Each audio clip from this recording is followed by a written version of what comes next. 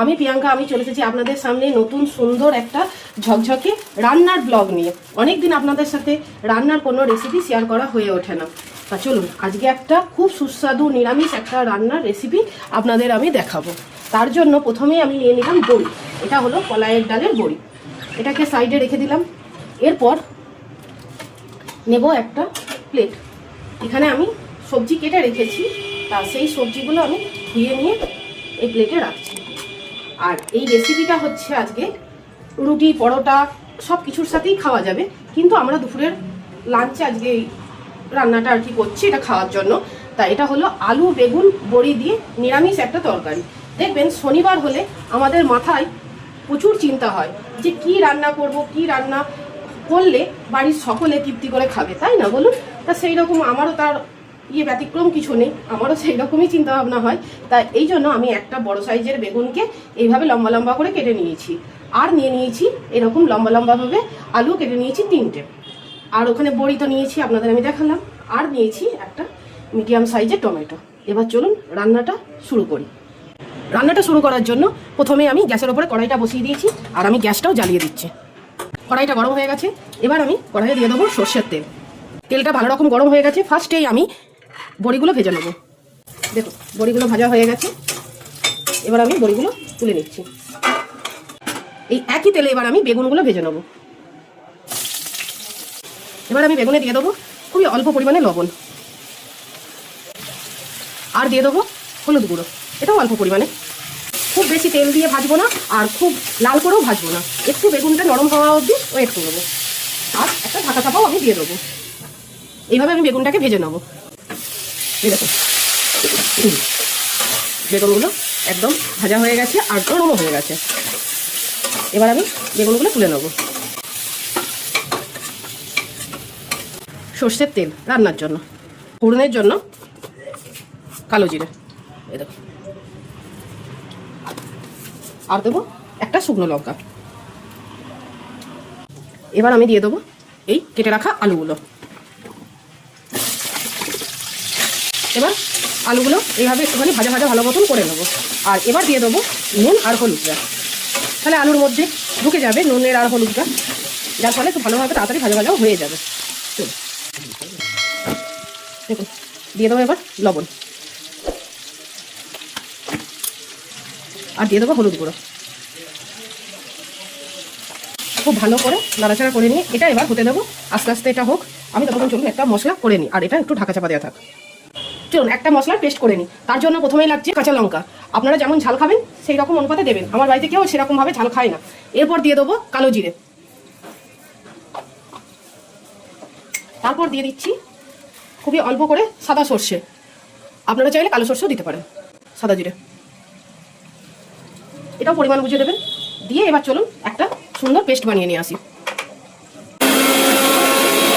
দেখুন সুন্দর একটা স্মুথ পেস্ট বানিয়ে নিয়েছি। এবার চলুন এদিকে আলুটা কেমন কি হলো সেটা দেখুন। দেখুন এরকম চাপা দিয়ে রান্না করলে যেমন জিনিসটা খেতেও সুস্বাদু হবে, তেমনি সেদ্ধটাও খুব ভালো হয়ে যাবে। দেখুন আলুটা অনেকটা সেদ্ধ হয়ে গেছে। এই পর্যায়ে আমি যে টমেটোটা কেটে রেখেছিলাম সেটা দিয়ে দিচ্ছি, আর দিয়ে দেবো এই যে মশলাটা করে এনেছি, এই মশলার পেস্টটা দিয়ে দেবো।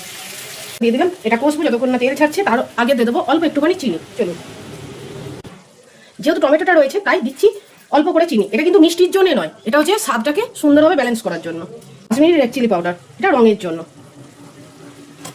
চলুন এবার খুব ভালো করে কষিয়ে নেবো যতক্ষণ না তেলটা ছাড়ছে। এখন কিন্তু বেগুন দেবো না, তাহলে বেগুনটা তো একদমই নরম হয়ে গেছে ভেজে, আপনারা তো দেখেছেন। আর এই সময় দিলে বেগুনটা না পুরো ভেঙে যাবে, খাওয়ার সময় আর কিছু থাকবে না, মানে গলে যাবে বেগুনটা। সেই জন্য আগে তেলটা ছেড়ে যাবে, তারপর খুব ভালো করে কষিয়ে দিতে হবে। আর একবার বাড়িতে আপনারা এইভাবে বানিয়ে দেখবেন, অতুলনীয় খেতে লাগে। যে খেতে চায় না আলু বেগুন বড়ির তরকারি, সেও দেখবেন চেয়ে খাবে আপনার কাছ থেকে। দেখুন মোটামুটি তেল ছেড়ে দিচ্ছে, দেখুন ভালোভাবে কষানো হয়ে গেছে। আর দেখুন খুব ভালো মতো তেলও ছেড়ে দিয়েছে, আর খুব সুন্দর একটা স্মেল বেরোচ্ছে, জানেন দারুণ লাগছে। তো যাই হোক, এবার আমি দিয়ে দেবো এই বেগুনগুলো। বড়িগুলো কিন্তু এখন দেবো না, বেগুনগুলো দেবো। দিয়ে খুব হালকা হাতে নাড়াচাড়া করবো। ব্যাস দেখুন আলু বেগুন আর টমেটো মশলা খুব ভালোভাবে কষানো হয়ে গেছে। এবার হচ্ছে এই মশলা ধোয়া জলটা না দিলে রান্না করাটা ইনকমপ্লিট। যে যা বলে বলুন, একদম সে কথায় কান না দিয়ে এরকম মশলা ধোয়া জলটা দিয়ে দেবে। একটু নাড়াচাড়া করে নেবো, সমস্ত দিকটা দিয়ে ঢাকা চাপা দিয়ে দেবো। মিনিট 5 হয়ে যাবে, কারণ হচ্ছে আলুটা অনেকটা ধরুন হয়ে গেছে ভাজা ভাজা, আর বেগুনটা তো নরম জিনিস, ওটা তো ভাজা হয়েই ছিল। তা চলুন এবার 5 মিনিটের জন্য এটা হোক। চলুন দেখি আলুটা সেদ্ধ হয়ে রান্নাটা কত দূর গিয়ে পৌঁছালো। তাই তো সৌরজিৎ? সৌরজিৎ আমার দেখতে এসেছে যে বেগুন দিয়ে আমার বাড়ির লোক কি আমাকে রেঁধে খাওয়াচ্ছে, এদিকে যে ভালো রান্না করছি সেটা তার বিশ্বাস হচ্ছে না। দেখুন আলুটা পুরোপুরি সেদ্ধ হয়ে গেছে, মানে সবজি নিয়ে আর কোনো কথা হবে না। এবার আমি এই ভেজে রাখা বড়িগুলো দিয়ে দেবো। এবার মিনিট 5 একটু ফুটাবো, কারণ হচ্ছে বড়িগুলো একটু হতে তো সময় লাগে। চলো আবার চাপা দিয়ে দেবো। চলো হয়ে গেছে, পুরোপুরি একদম শেষের পথে।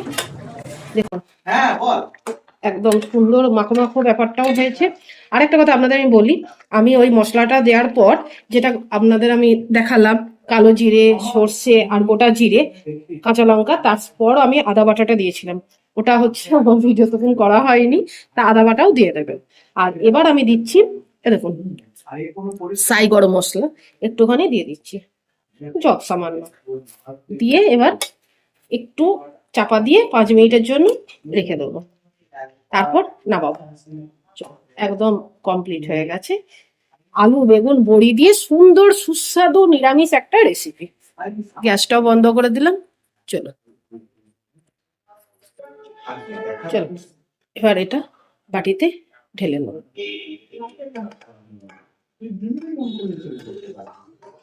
এটা রুটি পরোটা সবের সাথে খেতে দারুণ লাগবে। ভিডিওটা আপনাদের কেমন লাগলো? আশা করি ভালো লেগেছে। যদি কিছু ভালো লেগে থাকে তাহলে প্লিজ ছেড়ে যাওয়ার আগে আমার চ্যানেলটাকে সাবস্ক্রাইব করে দিয়ে আমার পাশে থাকবেন, একটা লাইক দেবেন আর কমেন্ট করে জানাবেন কেমন লাগলো আজকের এই ভিডিওটা। আজ এ পর্যন্তই, দেখা হবে আপনাদের সাথে নেক্সট আরেকটা নতুন সুন্দর ভিডিওতে। ততক্ষণের জন্য সবাই খুব খুব খুব ভালো থাকবেন। আজ এ পর্যন্তই, টাটা।